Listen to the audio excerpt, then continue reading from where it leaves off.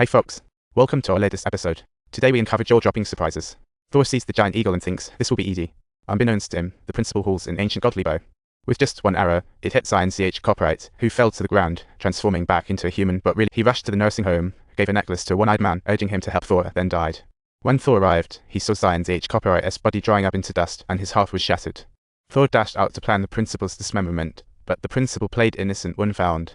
Onlookers saw a big guy harassing a weak girl, and Thor was left feeling frustrated and unable to act.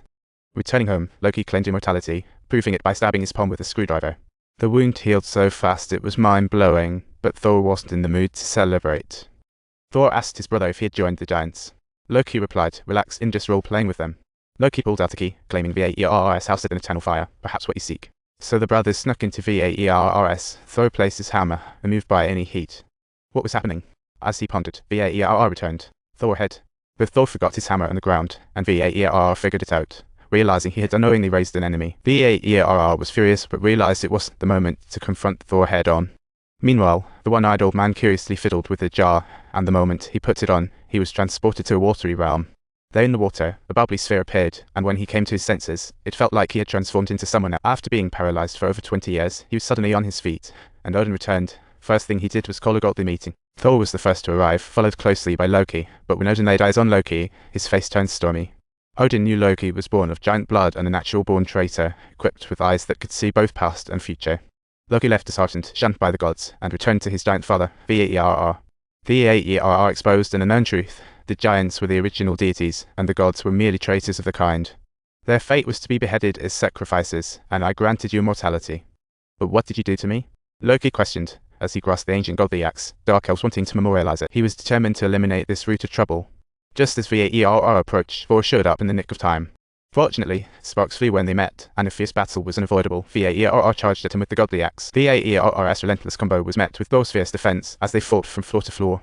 When Thor retaliated, his fist landed on Vaer's face with no impact and ended up slammed against a pillar. Then came the punch that looked like a black hole. Thor dodged just in time, deciding to seize the opportunity. He landed a precise uppercut, then unleashed a flurry of attacks, sending Vaer flying several feet. Vaer picked up the axe and regained the upper hand, charging at Thor with ferocious attacks. But Thor refused to be outdone, fighting back fiercely, his anger boiling over.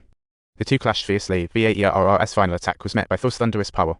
He forcefully pinned Vaer against the wall, the heavy axe piercing through his chest, robbing him of the ability to fight back almost instantly. Vaer's pupils slowly turned grey, his skin cracked like a withered tree, and his body gradually turned to ash. Loki stood frozen, unable to believe his eyes his own father had been killed. The seeds of hatred began sprouting in his heart, thinking he had never seen such a half-god before. For 30 years, he had never doubted it now. Unexpectedly, he was beginning to nurture a brand new life. The boy felt constant abdominal pain. The doctor comforted him, saying it was normal, but they discovered a bigger secret in the imaging. The doctor warned him to be mentally prepared. If that thing continued to grow, a cesarean would be necessary. Flashback to 3 days prior, Loki's brother's killing of their father led him to become a half-god, half-giant. To defeat his brother, Thor injected Odin's blood to gain strength. After a night of ailments, Loki finally received the relic from his mother. The snake creature was removed from the hospital, leaving Loki feeling utterly helpless.